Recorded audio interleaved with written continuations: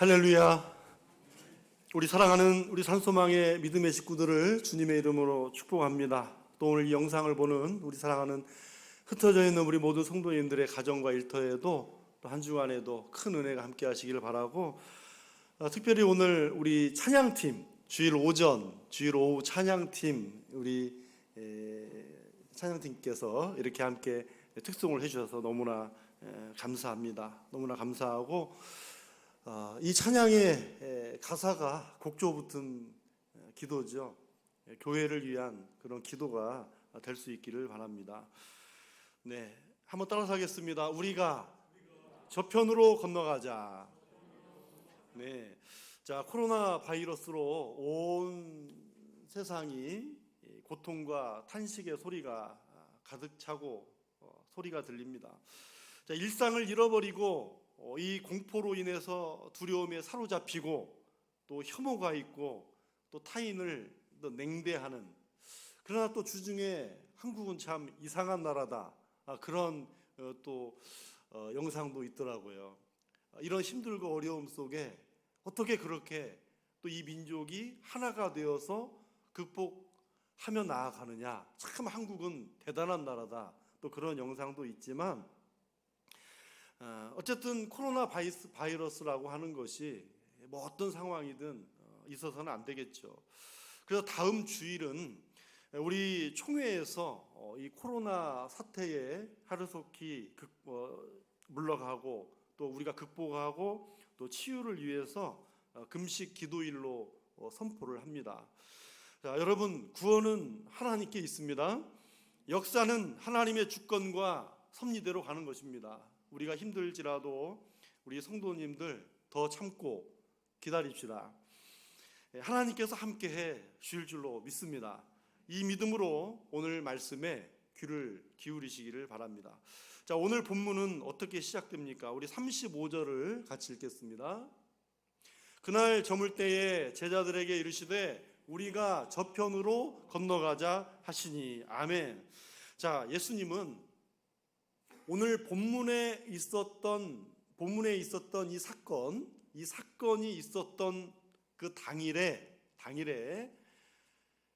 배에 타신 그대로 앉아 계셨고, 무리들은 해변가에서 앉아 있었습니다. 예수님은 배에 타신 그대로 해변가에 앉아 있는 무리들을 가르치셨죠. 자, 저물 때에라고 그랬으니까 하루 종일 말씀을 가르치신 다음에 저물 때에 하루 종일 타고 계신 그 배에 있는 그대로 제자들을 향해서 우리가 저편으로 건너가자 말씀하신 것입니다. 그러니까 이게 하루에 다 된 일이라 그 말이죠. 하루에 된 일이다. 자, 예수님은 건너편 거라사에 군대의 귀신 들린 자를 만나고 또 고치러 가실 계획을 세우신 것입니다. 그곳에서 복음을 전하시고 귀신 들린 자를 고치시고 귀신에 쌓여있는 그 지역을 치유하시고자 하는 것이죠. 자, 그런데 이제 문제가 생겼습니다. 자, 큰 광풍이 일어나서 배가 침몰되기 직전에 있습니다. 자, 예수님이 함께하는 배에 큰 광풍이 있다니 이해가 가십니까? 아니, 예수님이 탄 배에 이런 광풍을 만나다니 이해가 가지 않죠. 하지만 우리가 저편으로 건너가자 하실 때 그 말씀에 순종하고 또 주님 뜻대로 살아도 이 예기치 못한 큰 광풍이 있다는 것을 잊지 말아야 됩니다. 중요한 것은 우리가 어떤 상황이든지 우리가 주님을 여전히 믿고 따를 수 있느냐 하는 것이죠. 우리 40절 같이 읽겠습니다. 이에 제자들에게 이르시되 어찌하여 이렇게 무서워하느냐, 너희가 어찌 믿음이 없느냐 하시니. 그렇습니다.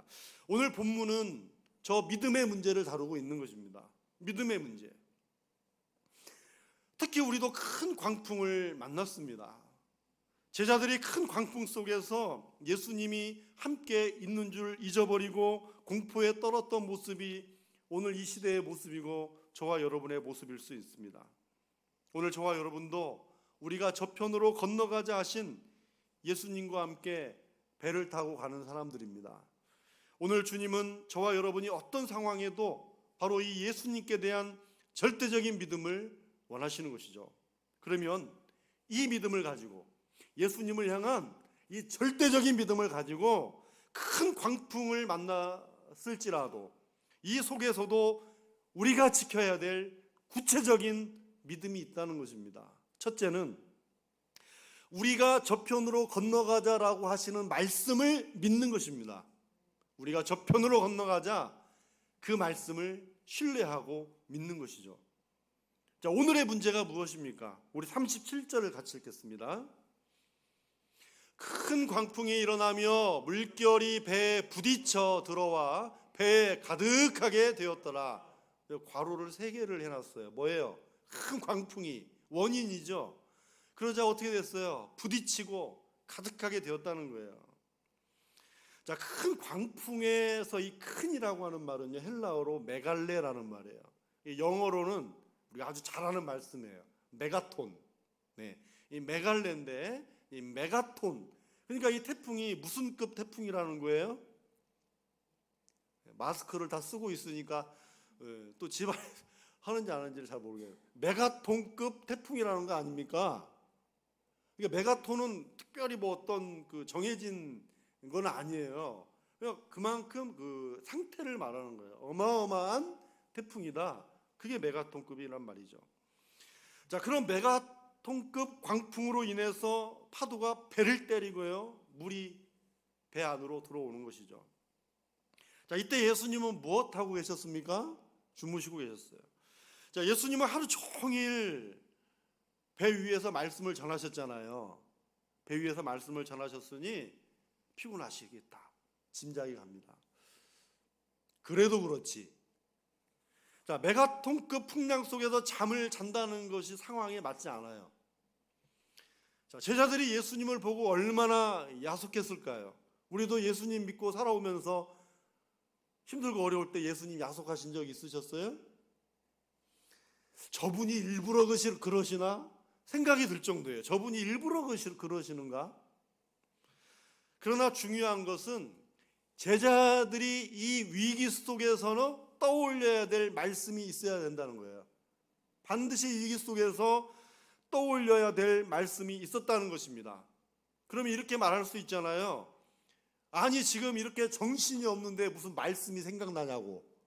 정신이 없는데 무슨 말씀이 생각나냐고. 여러분, 우리는 항상 그 수준, 그 생각에만 머물러 있는 거예요. 내가 정신이 없는데, 내가 바쁜데, 나도 내가 나를 감당하지 못하겠는데.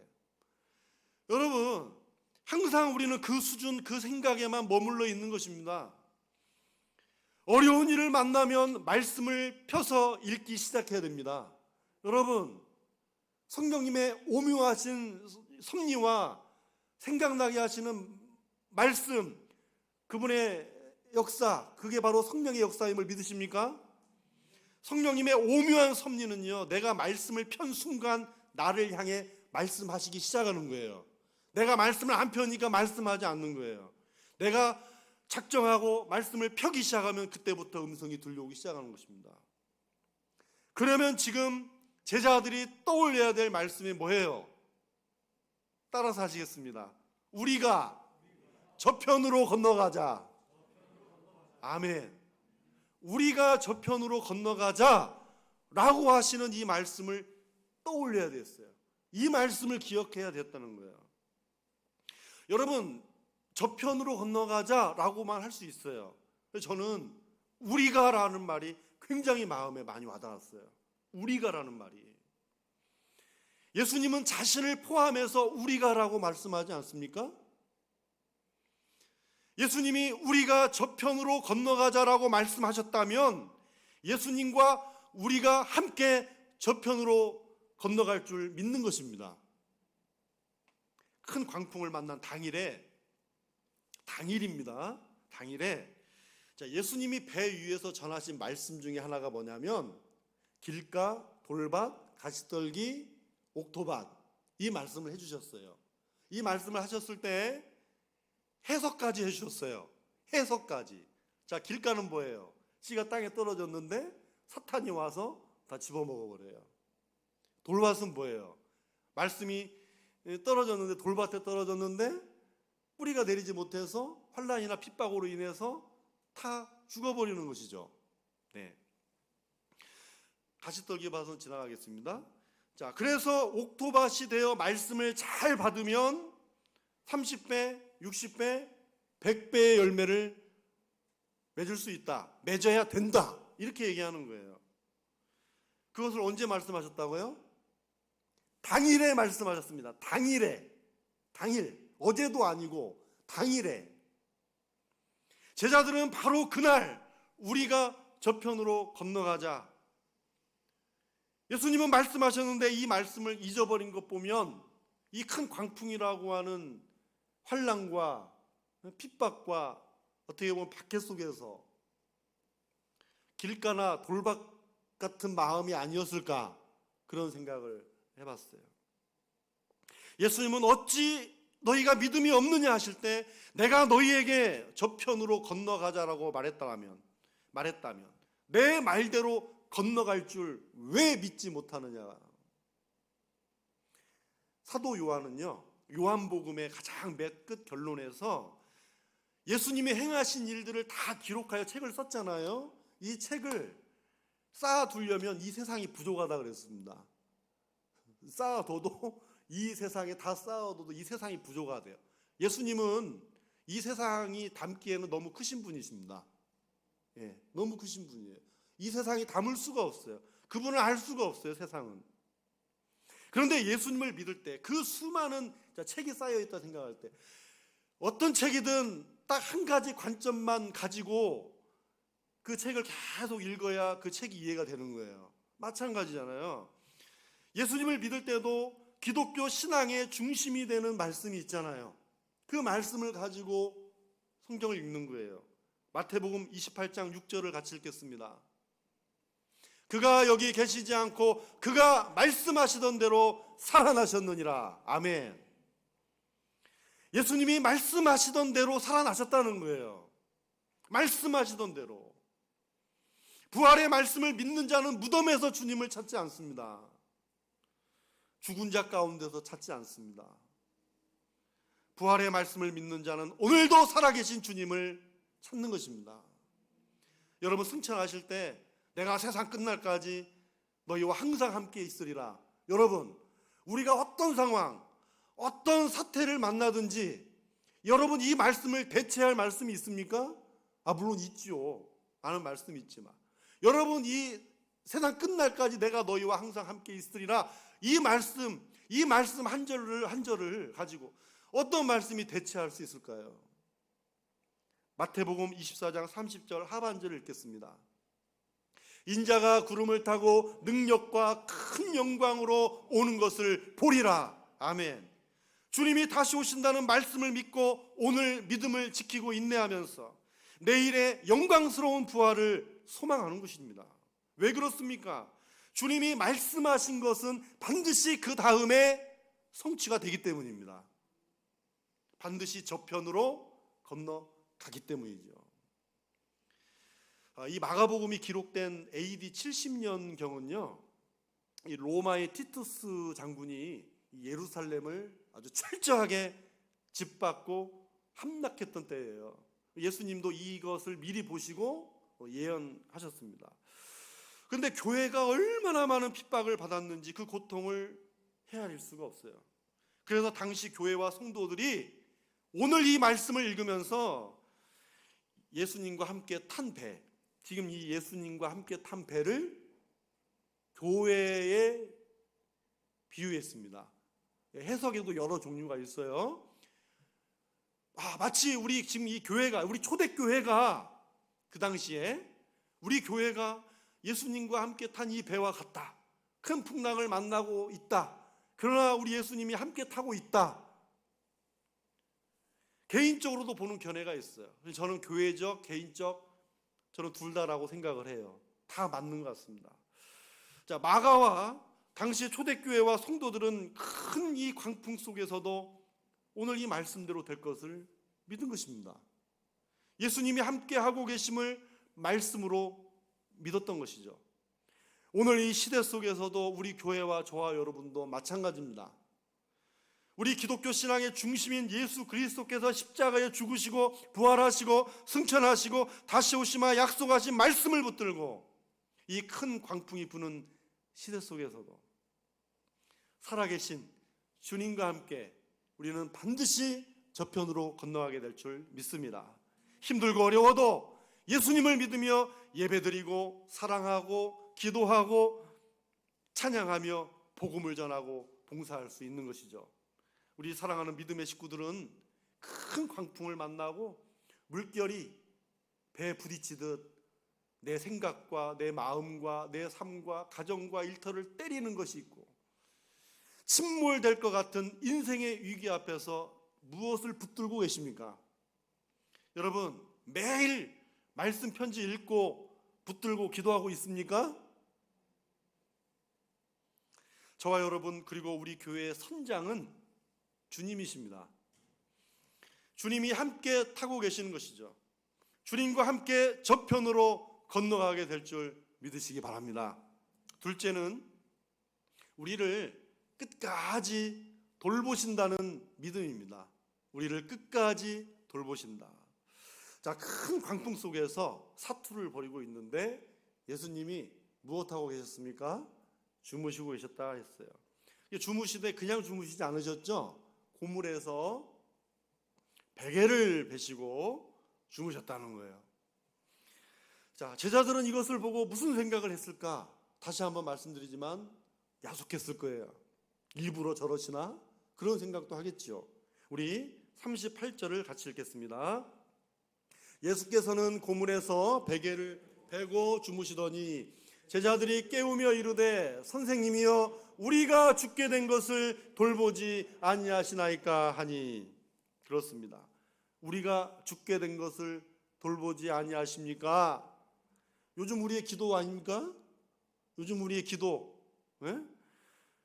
제자들의 마음과 똑같지 않아요? 죽게 되었다고 할 때는 그냥 우리 입버릇처럼 죽겠다, 그게 아니에요. 정말 죽게 될 상황인 것입니다. 그런데 예수님은 고물에서 그냥 주무신 것이 아니라 베개를 베고 주무셨다. 그러니까 쓰러져 피곤해서 그냥 주무실 수도 있지만 그렇게 주무신 것이 아니라 아예 잠자리를 보고 주무신 거죠. 자, 그런데 파도가 얼굴을 때리고 배가 흔들리는데 어떻게 잠을 잘 수가 있겠어요? 그래서 많은 성경학자들은 예수님이 깊은 잠에 드신 것이 아니라 제자들을 시험하려고 하신 것이다. 제자들을 시험하시려고 하신 것이다 라고 해석을 하고요. 제자들의 믿음을 시험하신 것이다. 자, 해학적으로 보면 아니다. 또 예수님은 실눈을 뜨고 제자들이 어떻게 하고 있는가 계속해서 지켜보고 계신다. 실눈을 뜨고 계속해서 지켜보고 계신다. 이렇게 해학적으로 또 해석도 해요. 근데 하나님은 분명히 졸지도 주무시지도 않으십니다.